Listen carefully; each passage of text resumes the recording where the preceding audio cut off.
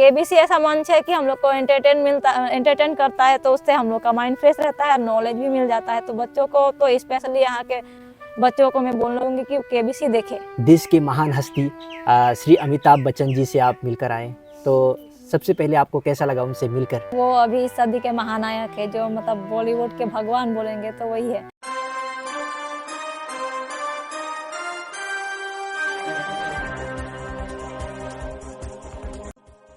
लहरों से डर कर नौका पार नहीं होती, कोशिश करने वालों की कभी हार नहीं होती। नन्ही चींटी जब दाना लेकर चलती है, चढ़ती दीवारों पर 100 बार फिसलती है। मन का विश्वास आखिर रगों में साहस भरता है, ना अखरता है। आखिर कोशिश उसकी बेकार नहीं होती, मेहनत उसकी बेकार नहीं होती। कोशिश करने वालों की कभी हार नहीं होती, कोशिश करने वालों की कभी हार नहीं होती। जी हाँ दर्शकों, इस वक्त हम मौजूद हैं पुष्पांजलि लोहरा जी के घर में, जो कि केबीसी में अपना हॉट सीट जमा कर इस वक्त घर पहुंचे हैं। और घर पहुंचते ही आज हम आप लोगों को उनसे इंटरव्यू के जरिए रूबरू करवाने जा रहे हैं, जो कि एक डुअर्स की बेटी है। डुअर्स के नाम रोशन करने चले हैं पुष्पांजलि लोहरा जी, जो कि आम लोग सोच भी नहीं सकते कि आखिर एक नारी ऐसा कर सकते हैं। नारी भी आज के समाज में आगे बढ़ चुकी हैं। तो आज हम पुष्पांजलि लोहरा जी से इंटरव्यू के जरिए आप लोगों को उनसे जानकारी लेने जा रहे हैं कि आखिर उन्होंने हॉट सीट पर जाने के लिए क्या क्या किए और हॉट सीट तक कैसे पहुँचे, किस क्वेश्चन पर उन्होंने क्विट किए।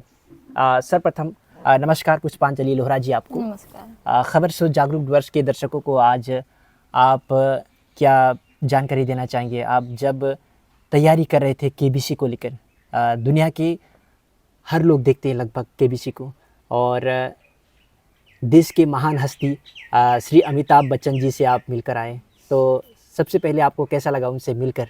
सबसे पहली बात तो अमिताभ सर से मिलना तो मेरे लिए एक सौभाग्य की बात है, क्योंकि वो अभी इस सदी के महानायक है, जो मतलब बॉलीवुड के भगवान बोलेंगे तो वही है। तो मतलब सबसे पहली बात तो केबीसी के लिए आप तैयारी अगर करना चाहते हो तो कुछ करो ही मत यार। मतलब जो है आपने जो पढ़ा है वही ज्ञान आपको वहाँ पे आगे बढ़ाता है, क्योंकि मैंने ये खुद एक्सपीरियंस किया है।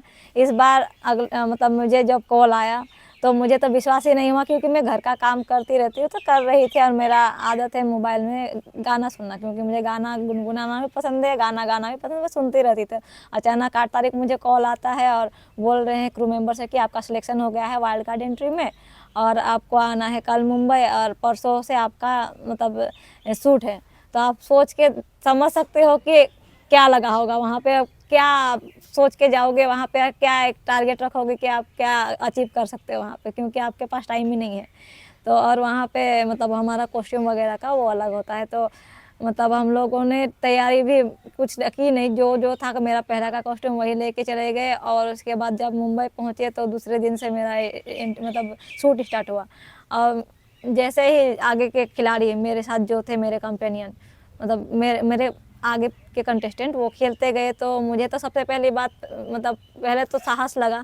फिर भी जब मेरा हो नहीं रहा था तो मैं डेस्परेट हो गई कि अब मेरा होगा कि नहीं, क्योंकि मुझसे आगे आगे जो थे वो बहुत मुझसे ज़्यादा इंटेलिजेंट भी थे और मुझसे ज़्यादा पढ़े लिखे भी थे, एजुकेटेड थे। तो वो इतने अच्छे खिलाड़ी होकर, मतलब इतने अच्छे एजुकेटेड पर्सन होकर वो वहाँ पे खेल पे वहाँ पे टिक नहीं पा रहे थे, तो मैं क्या कर लूँगी। मैंने सबसे पहले ये सोचा, और मैंने मतलब होप तो वहाँ पे खो दिया था। लेकिन मेरी बहन जब आई वहाँ पे सेट में, मतलब मुझे वो समझाई, और वहाँ के क्रू मेंबर्स ने मुझे इनकरेज किया।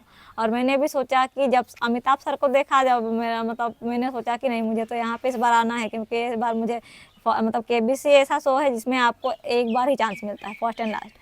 तो मैंने वही सोचा कि नहीं, मुझे इस बार आना है, कैसे भी करके हॉट सीट में पहुंचना है, चाहे मैं जितना भी जीतूँ। मैंने कोई टारगेट ही नहीं रखा था, क्योंकि केबीसी में आपने देखा होगा पहले के भी एपिसोड, तो आप देख सकते हैं कि पीएचडी किए हुए गोल्ड मेडलिस्ट, जिन्होंने मतलब इंजीनियरिंग में गोल्ड मेडलिस्ट किया है, वो लोग भी वहाँ पे केबीसी में 6:40 30 20 तक पहुँच पाए हैं, कोई भी उससे आगे नहीं पहुँच पाया। तो मैंने कोई टारगेट ही नहीं रखा था। तो मैंने बस वहाँ पे ये सोच के खेला कि मुझे जैसा भी करना है, बस अपने गांव का नाम तो रोशन करना ही है। बस अमिताभ सर मेरा गेम याद रखे कि एक गांव की, एक छोटी सी गांव की लड़की है जो जिसने यहाँ पे केबीसी में खेला है।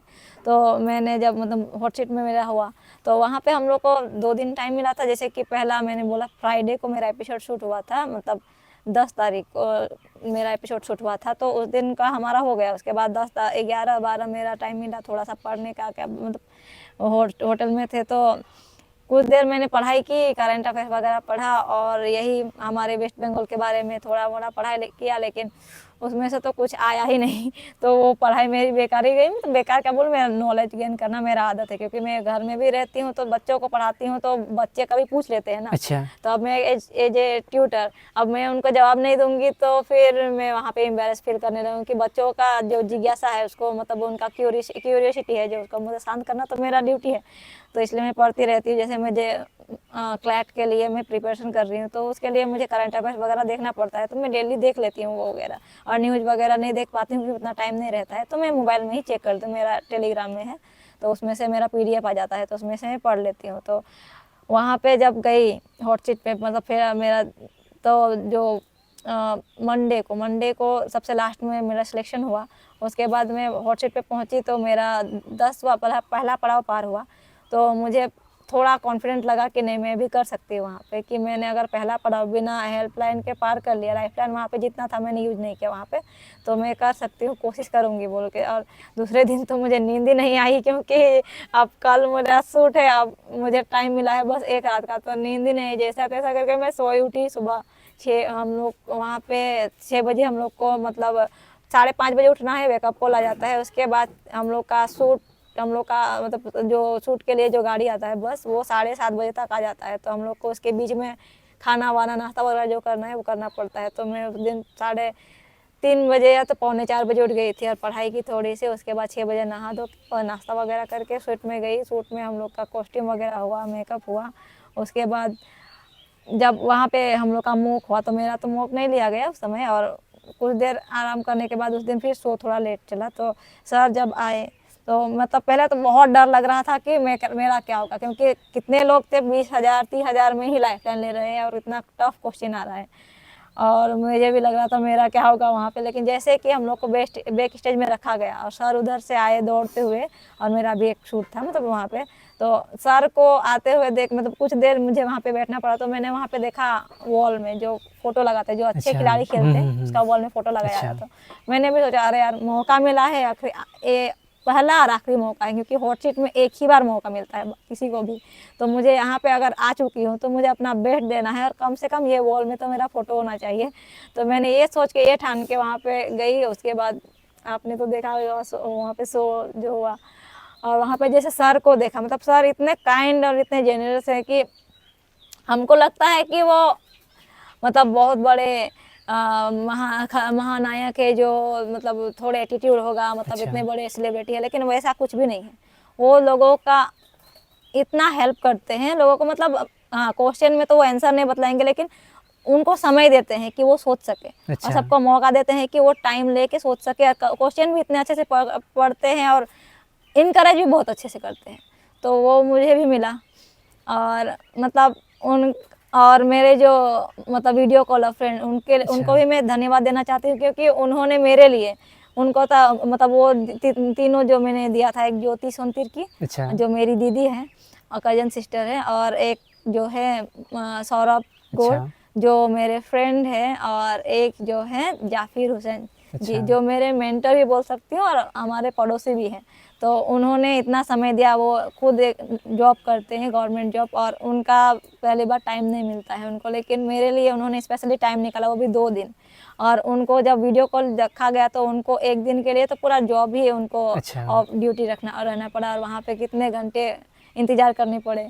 तो उन्होंने बट किया और आंसर भी सही दिया, और मुझे जीता दिया 1250, और उसके लिए मैं उनको धन्यवाद देती हूँ। अच्छा।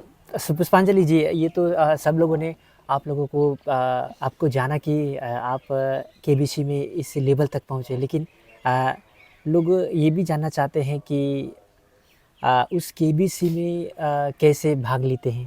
तो कभी ये तो चाय बागान इलाका है, डुवर्स चाय बागान इलाका है, और आपको तो पता भी होगा यहाँ पे बहुत सारे लोग जानने का इच्छुक रखते हैं, लेकिन उस चीज़ के बारे में उसी लोगों से जानने का इच्छुक रखते हैं जो लोग इस लेवल तक पहुँच के आए हैं। तो आप उसके हिसाब से क्या जानकारी प्रदान करना चाहेंगे आने वाले भविष्य के नारियों, पीढ़ियों, बच्चों के लिए? जी, मैं यही कहना चाहूँगी कि अभी के बच्चे जो है, हमारे गाँव के बच्चे, मतलब हमारे गाँव में तो इतने सारे टैलेंटेड बच्चे हैं, बस अपने टैलेंट को पहचान नहीं पाते हैं। मतलब पढ़ाई को उन्होंने एक एज एक करना है बस, वो वाला सोच लिया है। मतलब पढ़ाई को सीरियसली नहीं लेते हैं, नहीं तो वो पढ़ाई में बहुत आगे जा सकते हैं। अच्छा। तो जैसे कि मुझे केबीसी के लिए मैं 5 साल से ट्राई, मतलब केबीसी में जाने के लिए नहीं, मतलब केबीसी एक ऐसा मंच है जिसमें अच्छा। आपको ज्ञान मिलता है ज्ञान मिलता और एंटरटेनमेंट मिलता है। तो मैं केबीसी वो फॉलो करती थी और मैं खेलती थी। जैसे कि एक आपको मिलेगा सोनी लिव ऐप, जो सोनी लिव कंपनी से ही आता है, मतलब उनका ही ऑफिशियल ऐप है। उसमें आप जाओगे तो वहाँ पे रजिस्ट्रेशन का ऑप्शन मिलेगा, आपको रजिस्ट्रेशन करना पड़ता है केबीसी में पार्टिसिपेट करने के लिए। जब केबीसी ऑन एयर होगा जिस दिन से, तो उससे वो आपको पता चलेगा, टीवी में भी सब सर बोलते हैं। तो वहाँ पे मैंने खेला प्ले अलोंग, जिसको बोलते हैं प्ले अलोंग, खेल के मैंने 5 साल तक प्ले अलोंग खेला। तो अगले बार मेरा जो चैलेंजर वीक, इस बार मतलब केबीसी 16 सीजन 16 में challenger week new edition start हुआ, तो उसमें मेरा सिलेक्शन हुआ था। अच्छा। तो उसमें मतलब वही प्ले अलोंग के थ्रू ही मेरा सिलेक्शन हुआ था। अच्छा। तो अगर आप केबीसी में जाना चाहते हो अगर, तो केबीसी प्ले अलोंग को सबसे अच्छे से खेलो।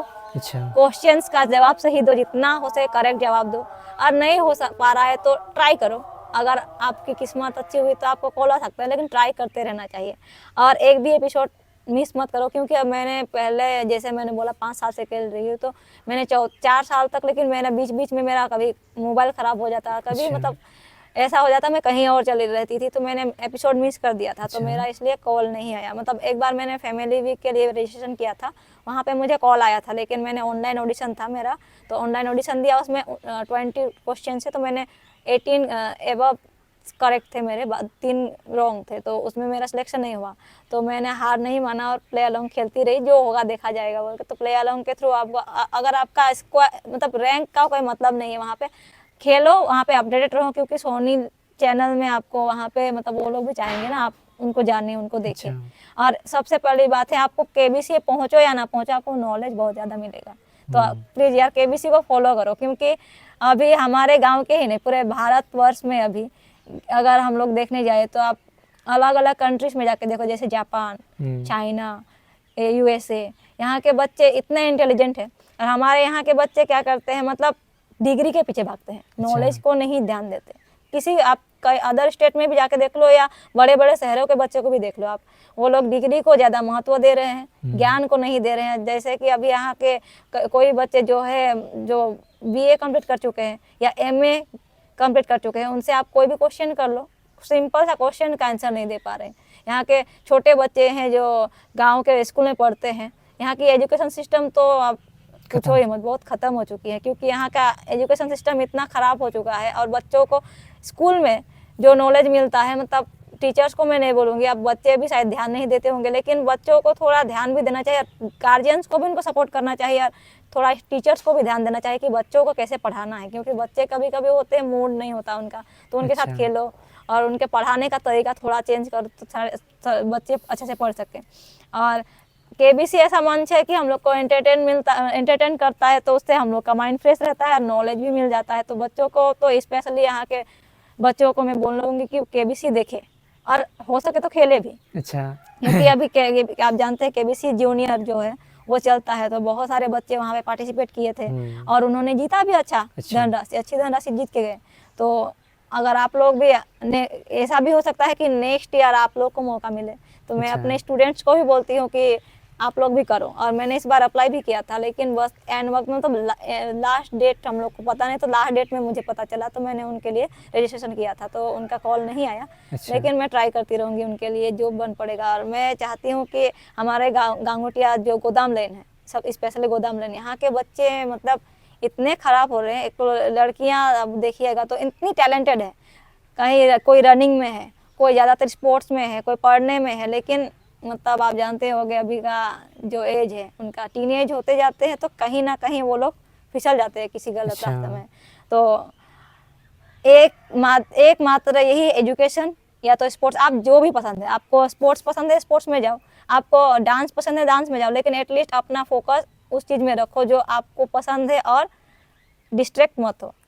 मैं बस यही बोलना चाहूँगी। पुष्पांजलि जी, आप और क्या आगे के बारे में क्या सोचे के रखे हैं आप? क्या आपका सपना क्या है, आपका ड्रीम्स क्या है? लोग ये भी जानना चाहते हैं आपसे।